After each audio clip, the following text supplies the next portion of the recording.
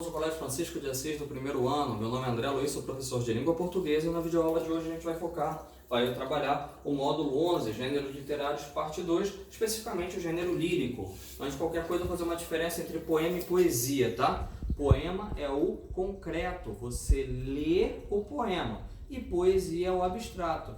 Poesia é o que você sente, é a intenção comunicativa, é o que envolve a arte em si. Por isso que a gente diz que poesia não está só no texto literário. Poesia pode estar em qualquer manifestação artística, como por exemplo a dança, a pintura, a escultura, tá bom? Muita gente pensa que é a mesma coisa, mas não é. Poesia é o abstrato, poema é o concreto, tá bom? Então aqui a arte poética ela é muito antiga, as literaturas elas começaram a fazer os seus textos em versos, mesmo os textos mais antigos de literários que a gente tem, eles eram feitos em verso, a prosa surge um pouco depois. As epopeias eram versos, né? A palavra lírico, ela vem do nome do instrumento musical, indica a pequena lira, aqui fazendo referência à própria origem em versos do texto, tá bom? Então, características gerais do gênero, no texto há um eu que fala, ou seja, há um eu lírico. Esse eu lírico é a voz que fala no poema. Não significa que esse eu lírico seja sempre o narrador, ou melhor, desculpa, o poeta. O eu lírico não quer dizer que é o poeta. O eu lírico pode ser diferente. Há vários escritores, há vários autores na língua portuguesa, inclusive na nossa literatura, que falam com o eu lírico feminino e são homens. Um exemplo é o Chico Buarque. O Chico Buarque tem várias músicas em que ele se posiciona com o eu lírico feminino, tá? Um exemplo, Ana de Amsterdã, a quem quiser escutar. Então aqui a expressão artística é estritamente subjetiva, é um outro ponto importante, ou seja, o gênero lírico ele é subjetivo. Se ele é subjetivo, vai predominar as funções emotivas e poéticas, tá? Subjetividade, linguagem figurada, normalmente vai aparecer escrito em verso. Então as características principais, vamos lá. Eu lírico é um texto estruturado em versos, subjetivo, tá bom? E vai predominar a linguagem emotiva e poética com as figuras de linguagem aí, tá? Então, a predominante antiverbos na primeira pessoa, tem uma preocupação com a forma, então ele é escrito frequentemente em versos, apresenta uma estrutura diferente da prosa, aquilo que a gente vê. A linha do poema não vai até o final, ela vai até aqui assim mais ou menos a metade. Às vezes o verso é mais longo, às vezes é mais curto, mas normalmente não vai até o final. A organização é diferente. Você vendo, você já, pô, mas espera aí, isso aqui é um poema, você já reconhece, tá bom? Então existe uma certa musicalidade nos textos, ainda que o poema seja moderno ou não tenha rima, ele embute ali uma certa musicalidade também. Tá? Aqui, há duas formas de analisar o texto, tá? Primeiro é uma análise da estrutura externa, ou seja, uma análise formal. A gente vai olhar o número de estrofes, o número de versos, vai classificar a estrofe e o verso. Esse é o nosso objetivo desse módulo agora. Nesse módulo nós vamos focar na estrutura externa, na análise formal, na análise da forma do texto, tá bom? Ou uma outra forma de analisar o poema é a análise da estrutura interna, ou seja, a análise do conteúdo. Então você vai... A interpretação de fato do poema está mais relacionada à interpretação do poema, tá? Essa análise do conteúdo tem que entender algumas outras questões, como por exemplo, o estilo do autor e o período literário em que ele está inserido. Mais para frente a gente vai estudar, quando estudar literatura, a gente vai estudar separados os períodos literários. Por que a gente vai fazer isso? Estudando os períodos literários a gente compreende melhor o pensamento da época, o pensamento do autor, o pensamento da época que influencia o pensamento do autor, tá bom? Então, essa aqui é uma análise que a gente vai fazer mais pra frente, a estrutura interna. Agora a gente vai ver a estrutura externa, tá? Então, primeiro começa com o verso. O que é o verso? O verso é a linha do poema, tá bom? Cada linha do poema é um verso. O conjunto de versos dá uma estrofe. Estrofe é o agrupamento de versos. Verso é a linha, fez um conjunto de versos, você pulou uma linha, é uma estrofe. O poema é esse conjunto de estrofes. Então vamos lá. Verso é uma linha. Conjunto de versos, uma estrofe. Conjunto de estrofes é o poema. Tá ok? Então a gente classifica a estrofe da seguinte forma. Se a estrofe tiver só um verso, é monóstico. Se a estrofe tiver 10 versos, é uma décima. A gente fala décima. Tá? Acima de 10 é irregular. professor, são 10, eu preciso gravar todos esses aqui? Não precisa, os nomes são muito autoexplicativos. Eu falo assim, pô, oitava tem 8 versos, tá aqui, oitava, 8 versos. Mas assim, quais são os mais importantes para eu gravar? Você tem que gravar melhor o terceto, a quadra, tá? O terceto, porque os 3 versos, a quadra, os 4 versos, eles vão organizar, eles vão formar o soneto. São os mais importantes aqui, o terceto e a quadra. Os outros a gente vai entendendo, quintilha, sextilha, quintilha, seis. A língua ajuda muito nesse sentido, tá bom? A gente pode classificar também as rimas. Primeiro, o que é rima? Rima é uma semelhança sonora, semelhança de sons. A gente pode classificar a rima de várias formas: sonoridade, valor, a posição no poema e a tonalidade, tá? A gente classifica a rima quanto à sonoridade, dizendo que ela é perfeita ou imperfeita. A gente diz que ela é perfeita quando bate tudo, ó. Bola, as consoantes e as vogais, ó. Vogal, consoante, vogal, bola. Vogal, consoante, vogal e escola. Consoante, vogal, consoante, amigas, consoante, vogal, consoante, antigas. Está batendo tudo certinho, a rima é perfeita. Pô, professor, não bate tudo perfeito. Olha aqui, ó. Espelho, zelo, só o que está rimando é a vogal. A semelhança é só da vogal. Então a gente diz que é uma rima atuante ou imperfeita. Ó, você vê que rima o ele ou só aqui o L não tem o mesmo som do LH, mas ainda assim é rima, mas é uma rima imperfeita, tá bom? A gente classifica com rima rica e rima pobre. A rima rica, ela tem diferentes classes gramaticais, dá mais trabalho para fazer. A rima pobre é a mesma classe gramatical, ou seja, olha aqui, ó, cicatriz substantivo, feliz adjetivo, classe diferente, rima rica. Coração substantivo, razão substantivo, mesma classe, rima pobre. Dizer e fazer são verbos, rima pobre. Cantar é um verbo, masmar é um substantivo, rima rica, certo? Então, a gente classifica também o esquema das rimas dentro da estrofe. Então, a estrofe está lá. Vamos dizer que a estrofe tem 4 versos. O primeiro verso, quando o primeiro verso rima com o terceiro e o segundo rima com o quarto, ó, o primeiro com o terceiro rima com o segundo com o quarto. Fica o primeiro A, o primeiro tem o final A. O terceiro vai ter o final A também. O segundo tem o final B. O quarto tem o final B. O primeiro com o terceiro, o segundo com o quarto. A gente diz que a rima é cruzada. Agora, se é o primeiro com o segundo e o terceiro com o quarto, fica A, B, B, a gente diz que a rima é emparelhada. Então, se for A, B, a rima é cruzada. Se for A, B, B, a rima é emparelhada. Agora, professor, e se o primeiro rimar com o último e o segundo com o terceiro? Aí a gente diz que a rima é interpolada ou intercalada, tá bom? Ó, o primeiro rima com o último, o segundo com o terceiro. Essa obrigatoriedade do segundo com o terceiro, ela nem é tão relevante assim, mas para o soneto, que a gente vai falar do soneto, ela é importante. A gente diz que a rima é encadeada ou interna quando o meio do verso rima com o verso seguinte, com o final do verso seguinte. Ou seja, aqui, ó, rimou com A. Aí se eu for para o verso de baixo, o final do verso terminou com uma rima, sei lá, mar. Se eu for olhar o meio do outro verso, tem lá amar.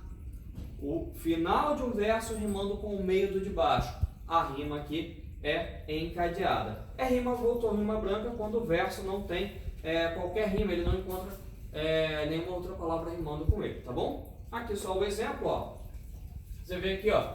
O primeiro está rimando com o segundo, o terceiro está rimando com o quarto, tá? A, B, B.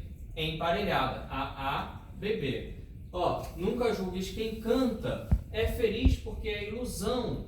Nem sempre diz a garganta o que sente o coração. Tá rimando o primeiro com o terceiro, o segundo com o quarto, ó. A, B. A gente diz que a rima é cruzada ou alternada. Aqui, ó, sol, o primeiro tá rimando com o último, farol, e os dois do meio rimando, ela tá interpolada. Professora, aqui não teve rima nenhuma, então ela é o quê? Um verso branco ou solto, tá ok? A classificação das estrofes segundo as rimas. Aqui, ó. Quanto à tonicidade, se o som for mais aberto, a gente diz que é agudo, ó. Valor, amor, és, viés. Se o som for mais fechado, a gente diz que é grave. Santa, planta, mala, toca, tá com um som fechado. Aqui é interessante, ó. A gente diz que é esdrúxula quando a rima está aqui na proparoxítona, mágico com trágico, está aqui na proparoxítona, tá aqui atrás, ó. Fábula com rábula, está aqui atrás. A sonoridade vem aqui atrás, a gente diz que é esdrúxula, tá? Métrica. Só uma métrica. Aqui você não precisa saber contar os versos. Até porque mesmo alguns poetas eles discordam com relação a isso. Mas o que eu preciso saber? Eu preciso saber que o nome da contagem das sílabas métricas é escansão. Então quando eu pego um verso e conto as sílabas métricas desse verso, eu estou fazendo a escansão do verso. Outra coisa que é importante saber, as sílabas gramaticais não são iguais às sílabas métricas, tá ok? Ou seja, um mesmo verso pescador da barca bela, 8 sílabas gramaticais, 7 sílabas métricas, tá bom? Como é que a gente mede? Aqui a gente mede da seguinte forma, tem algumas estratégias. Professor, eu preciso saber essas estratégias? Não, não preciso saber essas estratégias, mas eu quero que vocês saibam que existe, tá? Primeiro, existe a elisão, que é quando a última vogal, a vogal de uma palavra átona, a última letra, uma vogal átona, rima com a primeira, se junta a primeira sílaba, que é uma vogal da palavra seguinte. Então, tem uma palavra terminando com uma vogal átona, a outra palavra começa com uma vogal, elas se juntam, é uma sílaba só. A crase é quando essas duas são a mesma vogal, aqui é a vogal diferente, um é, a outra palavra está começando com A, junta. A crase é a mesma.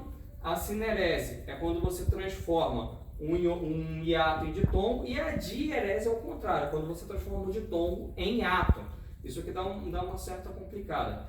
Cavalgamento, complicado não, dá uma certa discordância entre os poetas, tá bom? Cavalgamento é o enjamblement, é francês, é quando você começa o verso em uma linha e termina a estrutura sintática dele na outra, ou seja, dá a ideia de que é um verso só, tá bom? É uma tática, eu deixo o texto bem legal. Aqui, só pra gente observar, ó, isso aqui, ó, a elisão, o primeiro que eu mostrei lá, tá? A elisão terminou com uma vogal, tá começando com uma vogal diferente, elisão. Aqui é a crase, ó, tá vendo? Terminou com uma vogal, tá começando com a mesma vogal, é a crase. E se você olhar aqui, tem 7 sílabas, por quê? Essa última aqui eu não estou contando, só conta até a última sílaba tônica, poeticamente, tá bom? Então eu falo assim, ó, finge 1, 2, 3, 4, 5, 6, 7. Ué, professor, não conta essa? Não, essa aqui é átona, tá bom? Então o poeta é um fingidor, finge tão completamente que chega a fingir que é adorador que de veras sente. São 8 sílabas gramaticais, mas se eu for ver as sílabas métricas, todas têm 7 sílabas, tá bom? Graças a esses recursos que a gente viu. Professor, esses recursos vão cair no concurso? Não caem no máximo para você saber identificá-los. Não vai precisar fazer a expansão do verso, tá bom? Aqui, a classificação, isso aqui é legal pra gente, principalmente alguns versos, tá? Dependendo da quantidade de sílabas métricas que o verso tem, a gente pode classificar de forma diferente. Quais são os que a gente precisa saber, ó? A redondilha menor, as 5 aqui, ó, pentassílaba ou redondilha menor, a redondilha maior, que são 7, 5, 7, o decassílabo, que são 10 sílabas métricas, e o alexandrino, tá bom? Esses são o do decassílabo ou alexandrino. Esses são os principais, tá bom? Mas aí tem o nome, monossílabo, dissílabo. Acima de 3 a gente chama de versos bárbaros, tá bom? Então aqui, ó, redondilha menor, 5 sílabas métricas. Redondilha maior, 7 sílabas. Decassílabo, 10 sílabas. Do decassílabo ou alexandrino, 12 sílabas, tá? O decassílabo ele também é chamado de versos heróicos, tá? Aqui. O ritmo é a sucessão de tempos fortes e fracos, que eles vão alterar a regularidade do poema. Olha esse texto aqui que interessante, ó. Tu ontem na dança que cansa voava com as faces em rosas formosas de vivo, lascivo, carmim. Na valsa tão falsa corrias, fugias, ardente, contente, tranquila, serena, sem pena de mim. Olha como o poema, ele está sempre alternando entre tão forte, tão fraco, tão forte, tão fraco, tão forte, tão fraco. Está dando um ritmo, está sugerindo uma dança. O ritmo da poesia é esse. No caso, a dança seria a valsa. Se você tiver a oportunidade de ouvir a valsa, você vai ver que é esse o ritmo. Tu ontem na dança que cansa, voavas com as faces em rosas formosas, de vivo, lascivo, e vai dando um ritmo para o texto aí. Tá?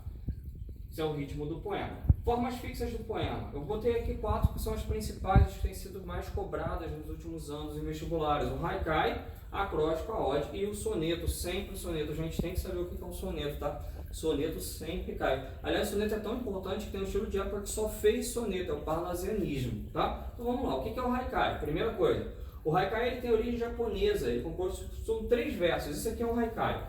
Isso aqui só é um texto? Isso aqui só é um texto. 3 versos. São 17 sílabas poéticas, 5, 7, 5, tá bom? Então, um gosto de amora, comida com sol, a vida chama-se agora. Então, sempre vai ter uma referência à natureza, um elemento natural, e é um texto invariavelmente muito leve, sempre muito leve, tá bom? O acróstico é quando você usa a inicial de cada um dos versos para formar uma fala, ó. Se você olhar, ó, não importa nem o que está aqui, mas se você olhar só a primeira, ó, Maria, Rita, meu amor. Isso é um acróstico. O acróstico é você pegar a inicial de cada verso e formar uma frase, um nome, o que quer que seja, tá bom? A ode, em grego, significa canto, tá bom? Trata-se de uma forma variável e complexa. Aí a ode ela vai variar um pouco, mas o que é fundamental? A ode ela vai exprimir alegria e entusiasmo, vai fazer a exaltação de algum personagem. Há odes que vão trabalhar com ironia? Sim, há odes que vão ser irônicas, vai fazer a exaltação de um tema que não merece ser exaltado, tá? Existe, tá? Como, por exemplo, ode aos ratos do próprio Chico Buarque, tá? Então, soneto. Soneto é o mais importante, a mais importante forma fixa da literatura, gente. O soneto foi inventado no Renascimento, vocês terem uma ideia, ali por volta do ano 1500, e ele foi até pouco antes de 1500, ele vai até hoje é utilizado o soneto, você vê, tem uma forma fixa de mais de 500 anos, e é bem batido. Durou toda a literatura clássica, só no modernismo, só no romantismo que eles foram quebrando um pouco essa cisma dos poetas com o soneto. O soneto é muito importante, ele é composto por 4 estrofes, 2 quadras e 2 tercetos. As rimas das quadras não se alteram, as rimas dos tercetos elas podem alterar, tá? Há um tema único proposto pelo soneto e o último verso é chamado de chave de ouro, porque busca resumir o espírito do soneto, tá? Aqui um exemplo de 2 sonetos, tá? Eu vou ler esse aqui, que esse aqui é mais conhecido com vocês, ó. Amor é um fogo que arde sem se ver, é ferida que dói não sente, é um contentamento descontente, é dor que desatina de tudo sem doer. Olha aqui, ó. 1, 2, 3, 4 versos, uma estrofe, uma quadra. Outra quadra, 1, 2, 3, terceto, outro terceto. 2 quadras, 2 tercetos, soneto de Luís de Camões, tá bom? Você pode olhar que as rimas aqui, ó, o ver está rimando com doer, a, sente com descontente. A, B, A, essa rima aqui é interpolada, tá? E aqui vai ser a BBA também, ó, querer, gente, contente, perder. A, BBA, interpolada, tá bom? As rimas das quadras, elas não se alteram. Aqui, só para fazer um resumo, né? Uma ideia, tá? Primeiro, para a gente analisar o texto, a gente tem que indicar o número de versos e estrofes. Seria legal se você conseguisse classificar as estrofes quanto ao número de versos, tá? Se é um terceto, se é um quarteto, que é o que a gente vai cobrar mais. Os tipos de rima, saber o que é o tipo de rima e classificar os versos quanto ao número de sílabas métricas, observando os tercetos, quanto ao número de sílabas métricas, observando as redondilhas menores com 5, as redondilhas maiores com 7, os decassílabos com 10 e os alexandrinos com 12, tá bom? A presença da rima, que pode ser aqui, ó, fazendo a análise, né? No caso aqui eu já fiz o poema composto por 14 versos, se você contar os que a gente viu lá, divididos aí nas estrofes exatas, tá? Ó, um dístico, uma quadra, outra quadra, tá? Um dístico e 3 quadras. Aí a presença de rima, que ela vai estar interpolada aqui, ó, a primeira com a segunda, tá? Desculpa, a primeira com a última interpolada. Só para a gente fazer uma análise rápida de um texto aí aleatório, tá bom? Poema do Fernando Pessoa, você vê que ele pode variar, que não tem uma forma fixa, mas é só para a gente observar algumas das estruturas. Professor, versos 1, 2, 3, 4, 5, 6, 7, 8, 9, 10, 11, 12. 12 versos em 2 estrofes, tá bom? 2 estrofes, 12 versos. Se a gente fosse analisar a rima, A, choram e rezam bebê, tá? Aqui você tem, vai ser uma letra C, porque não aparece, e outro C. Então aqui as rimas estão emparelhadas. A, B, B, C, C. Desculpa. Aqui vai para D, né? D e D, E e E, F e F. Sempre rimas emparelhadas. Só para a gente analisar de uma forma mais detalhada cada um dos versos, tá bom? Gente, nós ficamos por aqui. Um grande abraço a todos vocês. Qualquer dúvida pode falar comigo pelo Class 1 ou então na nossa live de terça-feira, tá? Grande abraço a todos.